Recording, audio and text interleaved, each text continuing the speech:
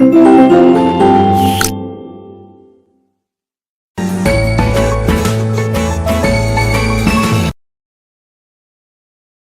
students, today we are here to discuss our chapter number 7 and the name of this chapter is measurement and motion.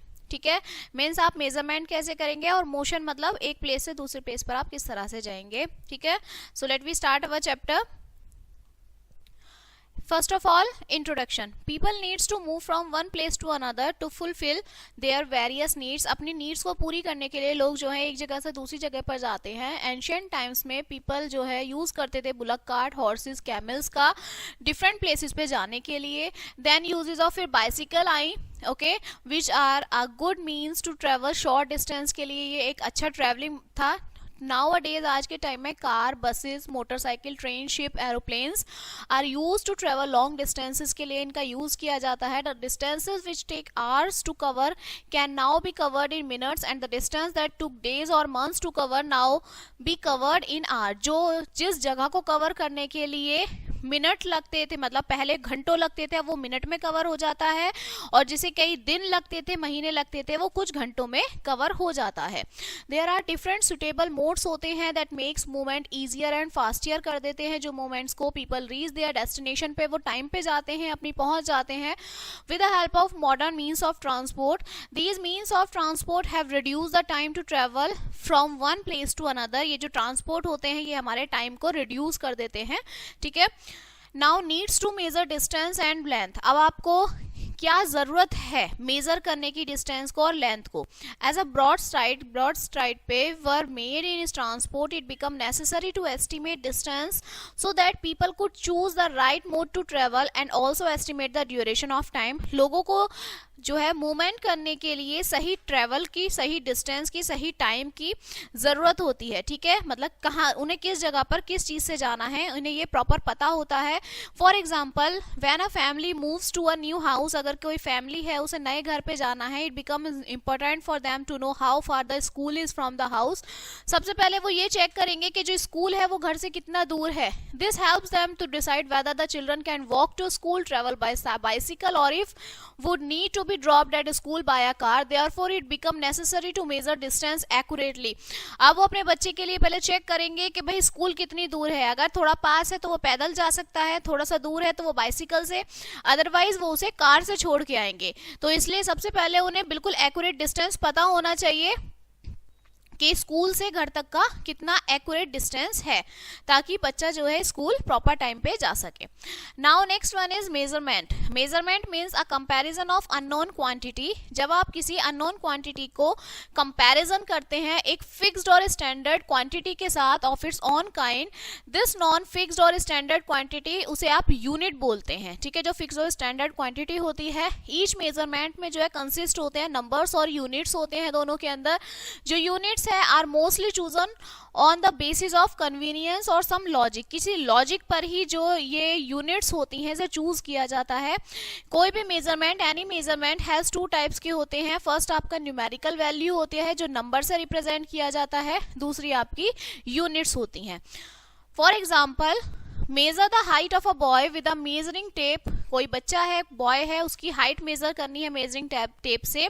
After measuring we see that height of a boy is 1.5 metre. बच्चे की height 1.5 metre है. Hence तो 1.5 जो है वो numerical value है और जो मीटर है वो आपकी यूनिट है. Similarly 10 kilo apple represent 10 as numerical value and kg as unit. तो जो ये पीछे किलोग्राम, ग्राम, मीटर, सेंटीमीटर होते हैं इन्हें आप यूनिट्स बोलते हैं. First one is need of standard unit of measurement. अब आपको स्टैंडर्ड यूनिट की नीड क्यों हुई, क्यों जरूरत होती है आप हमें स्टैंडर्ड यूनिट्स की. So as mentioned above, measurement involves the comparison of an unknown quantity with a non-standard the unit. There can be a variety of units. जब आप unknown quantity को non-standard units बना देते हैं उसलिए हमें units की जरूरत होती है. Ancient times में people use length by using certain parts of the body. जब वो length measure करते थे तो वो अपने body parts के through measure करते थे, जैसे palm, hand span है, foot step, cubit, etc. Since these parts are not alike for all people, they cannot give an exact answer for everyone. अब हर किसी का आंसर सेम नहीं आ सकता, अपनी बॉडी पार्ट से आप हर चीज को मेजर नहीं कर सकते। Thus to overcome this a standard unit has required, इसलिए स्टैंडर्ड यूनिट की हमें जरूरत हुई, रिक्वायरमेंट हुई। This standard unit lead to uniformity in measurement. The modern system of measurement is the SI unit system, standard international system. पहले unit का use हुआ करता था, अब जो है SI यूनिट हमारी आ गई है, स्टैंडर्ड इंटरनेशनल सिस्टम। ठीक है, so the standard international system SI unit ये क्या है? सो SI unit is standard international system of unit, was a system developed by French academy of science and was adopted in 1960। 1960 में जो है इसको adopt किया गया था, फ्रांस एकेडमी ने किया था। Since then it has been accepted world wide as a standard system of measurement, और उसके बाद फिर पूरे वर्ल्ड ने इसे as a standard system of measurement accept किया। नाउ आपकी कुछ SI यूनिट्स होती हैं, there are basically 7 standard SI units होती हैं, अदर आर डिराइव्ड डायरेक्टली और indirectly from the SI units, बाकी डायरेक्ट और इनडायरेक्ट आपको बता दी जाती हैं। देखिए, जब आप किसी लेंथ को मेजर करते हैं तो आप या उसे मीटर में करेंगे, ठीक है, या आप उसे सेंटीमीटर में करेंगे। मोस्टली आप जो लेंथ मेजर करते हैं वो हम मीटर में करते हैं। मास जो है हमारा किलोग्राम में होता है, टाइम सेकंड में होता है, और करंट जो है वो हमारा एम्पियर में मेजर होता है। ठीक है, टेम्परेचर केल्विन, ल्यूमिनस इंटेंसिटी आपकी कैंडेला में होती है, और अमाउंट ऑफ सब्सटेंस जो है आपका मोल में होता है। And these are the symbols, metre M, kilogram kg, second S, ampere A, kelvin का K है, कैंडेला CD और मोल का MOL है। ठीक है, NPL National Physical Laboratory New Delhi maintains the standard of all SI units in India. India में इन सभी यूनिट्स को जो है मेंटेन किया हुआ है। नाउ सम इंपॉर्टेंट पॉइंट्स, अब आपके कुछ इंपॉर्टेंट पॉइंट्स हैं। Symbols for SI unit are not abbreviation, जो ये सिंबल्स हैं ये कोई एब्रीविएशन नहीं है, so they are not followed by a full stop, इसलिए इनके बाद में फुल स्टॉप नहीं अप्लाई होता। अगर आप kg लिखते हैं तो इसके बाद में फुल स्टॉप नहीं अप्लाई होता है। ठीक है, नेक्स्ट है symbol for SI unit do not change its into plural for multiple quantities. जो ये SI यूनिट्स होती हैं, चाहे वो एक है चाहे वो ज्यादा है, वो सेम ही रहती हैं। ऐसा नहीं है कि वो सिंगुलर से प्लूरल में हो जाएंगे। अगर 20 किलोग्राम है तो यहाँ पे kg ही रहेगा, kgs नहीं हो सकता। ठीक है, नेक्स्ट आपका आता है multiple and sub multiple of units of length, mass and time. अब मल्टीपल्स और सब मल्टीपल्स क्या हैं? Sometime the units are either too large or too small as compare to the quantity to be measured. कभी कभी units आपकी बहुत बड़ी भी होती हैं, छोटी भी होती हैं। दिस मेक्स ये कैलकुलेशन को वेरी टेंडियस बना देती हैं, और जो वैल्यूज है वो डिफिकल्ट हो जाती है रिमेंबर करनी और मैनिपुलेट करनी। Thus a number of multiples and sub multiples related to units by multiple by 10 have come into uses। तो जब आप इनके 10 से मल्टीप्लाई कर देते हैं तो ये यूजेस में आ जाती हैं। किस तरह से आ जाती हैं? ये आपके कुछ प्रीफिक्स दिए हुए हैं। जैसे आपका किलो है, किलो की एब्रीविएशन आपका के होता है, और के में क्या आता है? 1000। ठीक है, तो आप उसको 10 की पावर 3 लिख देते हैं। ऐसे ही मेगा में m आप 10 की पावर 6 राइट कर देंगे। इसी तरह से डेसी, सेंटी और मिली सब में होता है।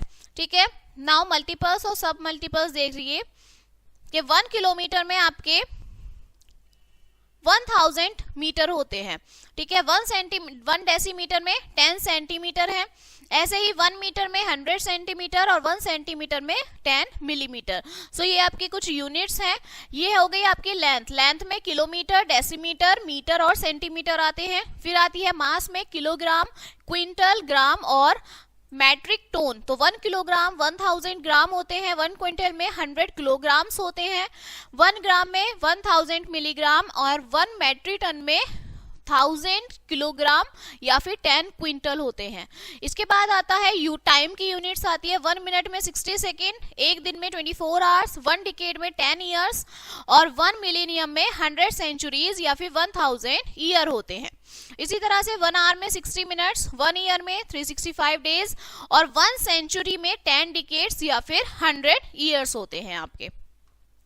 नेक्स्ट आता है आपका करेक्ट मेजरमेंट ऑफ लेंथ। अब लेंथ की आप करेक्ट मेजरमेंट कैसे करेंगे? Devices for measuring length. सबसे पहले आप जो है डिवाइसेस का यूज करते हैं किसी भी चीज की लेंथ को मेजर करने के लिए। Accurate measurement of any object is very essential. You can imagine what would happen if your tailor does not make accurate measurement.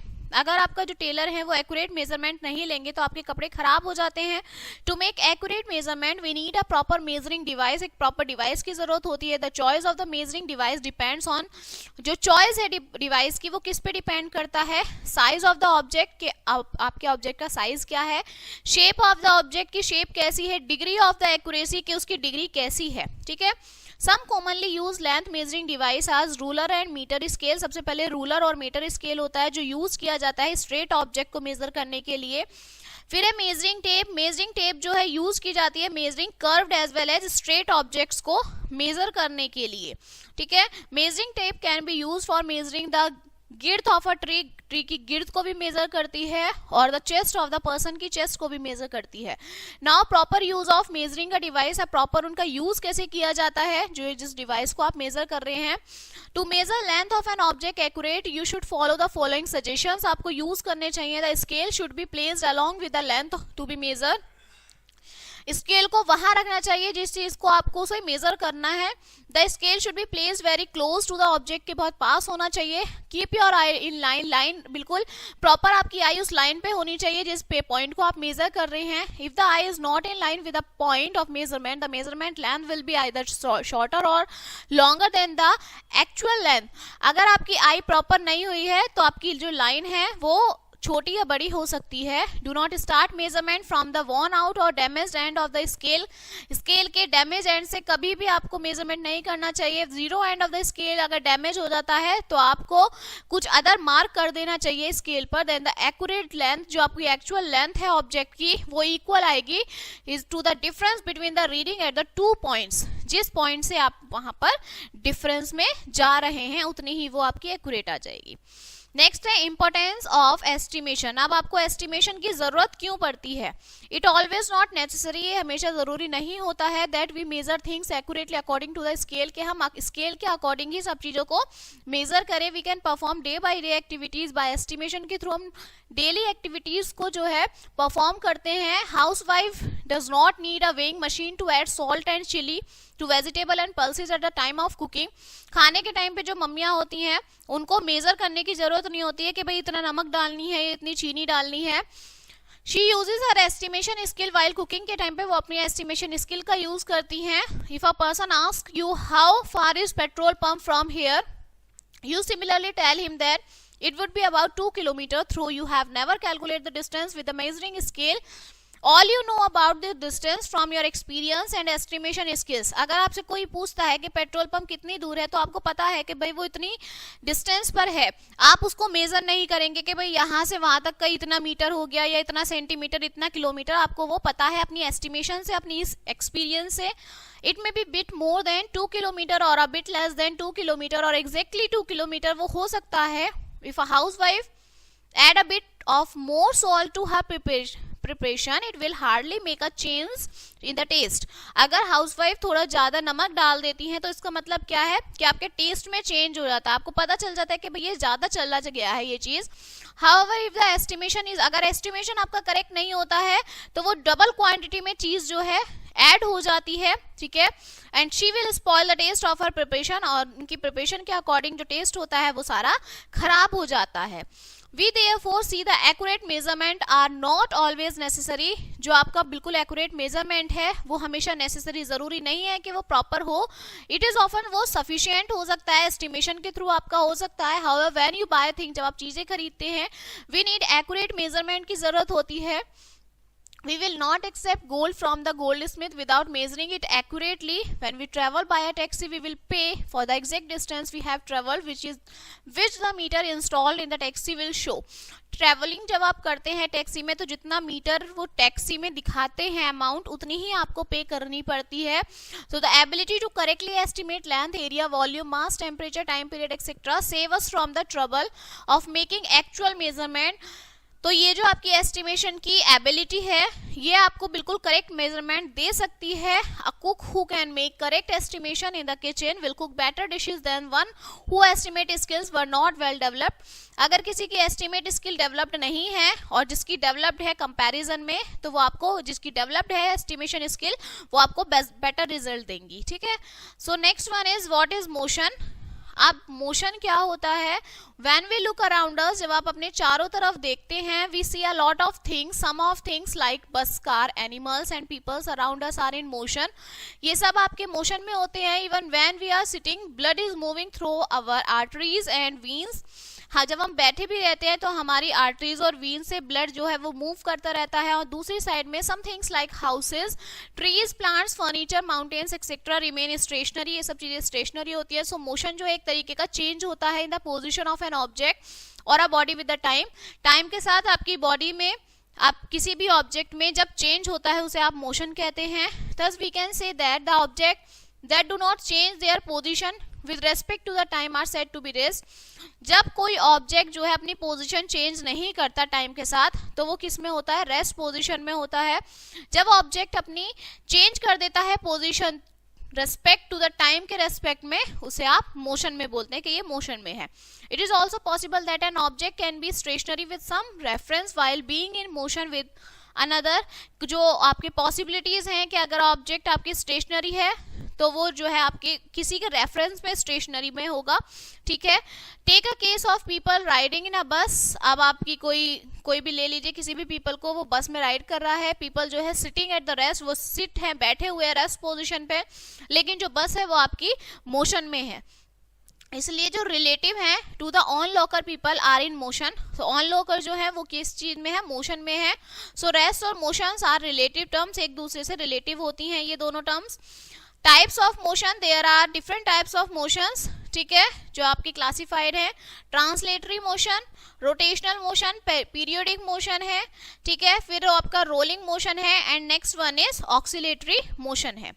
सबसे पहले आपका आता है ट्रांसलेटरी मोशन. ट्रांसलेटरी मोशन क्या है? The motion in which a body moves as a whole and every point on its move at the same distance is called translatory motion. जब आपका जो बॉडी है वो पूरी बॉडी मूव करती है, हर एक पॉइंट उसका मूव करता है, तो उसे आप ट्रांसलेटरी मोशन कहते हैं. Example, when a car moves along a road. Car अगर रोड पे चल रही है, it move the same distance के वो, और सेम टाइम के साथ और सेम डिस्टेंस से वो मूव करेगी. So exhibit translatory motion. The moving objects have translatory. जो ऑब्जेक्ट्स मूव कर रहे हैं उन्हें आप ट्रांसलेटरी मोशन बोलेंगे. ट्रांसलेटरी मोशंस जो हैं 3 टाइप्स के होते हैं, लीनियर, सर्कुलर. ठीक है, तो सबसे पहले आपका लीनियर है. The linear motion of the body along a straight line is called linear motion. जब आपका मोशन बिल्कुल सीधी लाइन में होगा तो ये आपका लीनियर मोशन कहलाएगा, या फिर आपका रेक्टिलीनियर मोशन आप इसे बोलेंगे. Example, the motion of bullet aimed at the target, a block pushed on a floor, a ball moving on a ground, motion of the stone dropped from the height, and the motion of the car along the straight road. Gun से गोली का निकलना is a linear motion. ठीक है, ball का ground पे जाना linear motion है. जब आपका पत्थर है वो एक ऊंचाई से आता है, वो आपका लीनियर मोशन होता है. ठीक है, नेक्स्ट आपका है सर्कुलर मोशन और curve linear motion. The motion of the body along a circular path is called circular motion. जब आपका मोशन जो है सर्कल में होता है वो आपका सर्कुलर मोशन कहलाता है. Example, motion of giant wheel, motion of earth around the sun, the motion of a bull moving along a fix pole and the motion of the tips of the blades of the fan. पंखे का घूमना, अर्थ का सन के चारों तरफ घूमना, ये सब आपके सर्कुलर मोशन कहलाते हैं. Motion of the body along a curve path, जब एक कर्व पाथ में मूव करती है, walking on a curve road पर आप घूमते हैं, are example of curvilinear motion. ये एग्जांपल है कर्व लीनियर मोशन का. थर्ड आपका आता है रैंडम मोशन.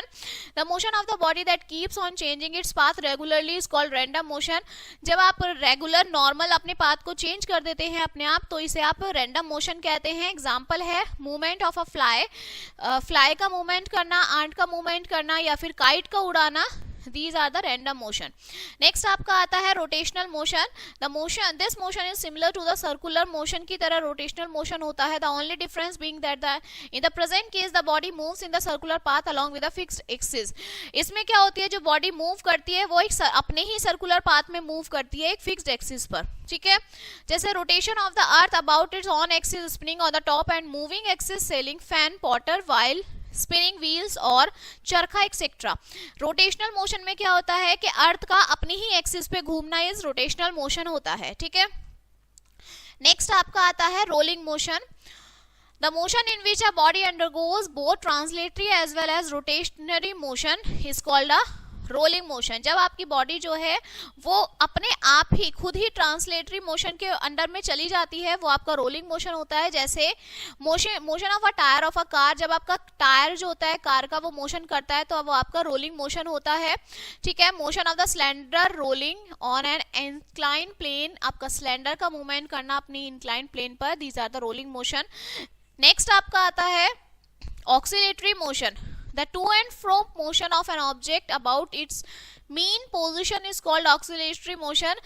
जब आपका जो to and fro वाला मोशन होता है, ठीक है, ये आपका ऑक्सीलेटरी मोशन कहलाता है। अ चाइल्ड और अ स्विंग, जब बच्चा झूला झूलता है, मोशन होता है पेंडुलम का। When the oscillatory motion is very, जब वो बहुत तेजी से होता है, it is called vibratory motion, तो आप उसे वाइब्रेटरी मोशन बोलते हैं। वाइब्रेटरी मोशन प्रोड्यूस करता है साउंड को। जैसे plug a string in a musical guitar, जब आपका गिटार बजता है तो उसमें जो स्ट्रिंग होती है उसको प्लग किया जाता है। Observe the movement of the string moves to and fro slightly from the means position, वो अपनी खुद की पोजीशन से टू एंड फ्रो मूवमेंट करती हैं। This movement of string is called vibratory motion, इसे आप वाइब्रेटरी मोशन बोलते हैं। नेक्स्ट आपका आता है पीरियोडिक मोशन, जिस मोशन को आप अपने वॉच में देखते हैं, क्लॉक में देखते हैं, this is known as periodic motion. So in both oscillatory and vibratory motion, the object shows repetitive motion. The time taken to complete one oscillation or vibration is always the same. Such motion which repeats itself at a regular interval is called periodic motion. जब आपका कोई motion एक time के बाद, एक period के बाद अपने आप को दोबारा रिपीट कर देता है तो वो आपका पीरियोडिक मोशन कहलाता है। The motion of the earth around the sun is periodic, therefore it always takes the same amount of time, 365, 1.5 days to complete one revolution around the sun. अब देखिए, जो हमारी अर्थ है वो सन के चारों तरफ घूमती है 365 दिन में, ठीक है, पूरा एक साल कंप्लीट करके फिर दोबारा से वो वही रिपीटेशन करती है। सो this is the periodic motion. Similarly the motion of the moon around the earth is periodic motion and so is the motion of the hand of the clock. So these are the example of periodic motion. Motion that is not periodic is known as non periodic motion. जो motion periodic नहीं होता उसे non periodic motion बोलते हैं। Some type of repeated motions, कुछ तरीके के जो रिपीटेड मोशंस होते हैं, जैसे स्विमिंग, योर आर्म्स का स्विम करना while walking is repetitive motion है बट नॉट पीरियोडिक, वो आपका रिपीटेशन है बट वो पीरियोडिक नहीं है। This is because the interval of time after which the motion is repeated is not always the same, हमेशा वो मोशन आपका सेम नहीं हो सकता, ठीक है। So different motion at the same time, अलग अलग मोशन होते हैं सेम टाइम पर। How an object can have more than one kind of motion at the same time, कोई भी ऑब्जेक्ट एक टाइम पर एक से ज्यादा मोशन का इस्तेमाल करता है, यूज करते हैं। अर्थ जो है रोटेट करती है अपनी ही एक्सिस पे और सेम टाइम में वो रिवॉल्व भी करती है सन के चारों तरफ इन अ सर्कुलर पाथ में, ठीक है। व्हील ऑफ अ बाइसिकल जो है रोटेट करते हैं और सेम टाइम में जो मूव करते हैं वो फॉरवर्ड आगे की तरफ करते हैं, स्ट्रेट और कर्व पाथ में भी करते हैं। तो कोई भी चीज एक टाइम में एक मोशन नहीं करती है, एक टाइम में वो एक से ज्यादा मोशन करती है, ठीक है। Next one is motion along a straight line. अब स्ट्रेट लाइन पे आपके मोशन होते हैं। Of all types of motion that we have discussed, motion along the straight line is the simplest motion, ये सब simplest motion होते हैं। अब आता है आपका नेक्स्ट टॉपिक स्पीड, ठीक है। So the distance travel by a body per unit is called speed, कि कितनी टाइम में आपकी बॉडी ने कितना डिस्टेंस ट्रेवल किया है, इसे आप स्पीड कहते हैं। Thus the speed of a moving car can be express, जो स्पीड आपकी फाइंड आउट होती है वो होती है डिस्टेंस अपॉन टाइम, कितना डिस्टेंस आपने कवर किया है और कितने टाइम में किया है। तो speed is equals to v is equals to s upon t। v is denoted by the speed and distance is denoted by s and time is denoted by t, ठीक है। वेयर s जो है distance covered है, body ने कितना cover किया है कितने टाइम में, और v जो है आपकी स्पीड है। ऐसा यूनिट जो होगी स्पीड की वो मीटर पर सेकंड होगी, क्योंकि डिस्टेंस हमारा मीटर में होता है, टाइम हमारा सेकंड में होता है, तो मीटर पर सेकंड हमारी जो है इसकी ऐसा यूनिट हो जाएगी। ओके, नेक्स्ट है our higher unit can be, higher unit क्या होती है हमारी, मिनट, मीटर पर मिनट, ठीक है। Kilometre per hour also called kmph, kilometre per hour भी हमारी यूनिट होती है, ठीक है। अदर लोअर यूनिट्स जो होती हैं सेंटीमीटर पर सेकंड होती है, ठीक है। ये आपके कुछ एग्जांपल्स दिए हुए हैं। एग्जांपल क्या दिया हुआ है, एक पर्सन जो है रन करता है down to the track, track पे वो चलता है, भागता है, ठीक है। ही डिस्टेंस वो आपकी 46 किलोमीटर कवर करता है 2 घंटे में। सो फाइंड द स्पीड क्या होगी, डिस्टेंस आपकी 46 किलोमीटर दी हुई है, टाइम आपका 2 आवर्स, तो speed is equals to distance upon time means 46/2, और ये आपका डिवाइड जब आप करेंगे 2 से, जब आप 46 को डिवाइड कर देते हैं तो आपका आता है 2 2 4, और यहाँ आ जाएगा आपका 2 3 6, it means 23 kilometre per hour जो है वो आपकी स्पीड हो जाएगी।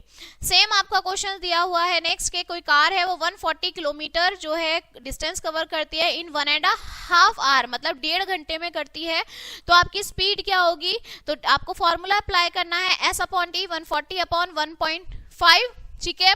जब आप का 140/1.5 आ जाएगा, जब आप पॉइंट हटाते हैं तो एक ऊपर ऐड 0 हो जाती है, इसके बाद डिवाइड करके आपका आंसर आ जाएगा 93.3 किलोमीटर पर आवर, ठीक है। सो ये आपका स्पीड ऐसे फाइंड आउट हो जाएगा। So this chapter is finished now, let us see the recap of this chapter. There are different modes of transport, अलग अलग मोड्स ऑफ ट्रांसपोर्ट होते हैं एक जगह से दूसरी जगह पे ट्रेवल करने के लिए। जो मेजर लेंथ मेजर होती है मास टाइम, उस ऐसा यूनिट्स उनकी जो है यूज की जाती है। ऑब्जेक्ट जब चेंज करता है अपनी पोजीशन को टाइम के रेस्पेक्ट में तो उसे आप मोशन बोलते हैं। जब बॉडी मूव करते हैं स्ट्रेट लाइन में, दीज आर लीनियर मोशन। जब कर्व लाइन में मूव करती है तो these are curvilinear motion. जब आपकी सर्कुलर पाथ में मोशन करती है बॉडी, सर्कुलर मोशन बोलते हैं, ठीक है। डायरेक्शन जब आपकी चेंज होती है बॉडी की, so this is known as random motion. और जब आपका बॉडी जो है किसी भी मोशन को रिपीट करती है continuous, so this is known as the periodic motion. Okay, so this chapter is finished now. I hope you will understand this chapter and we will meet on the next chapter. So thank you.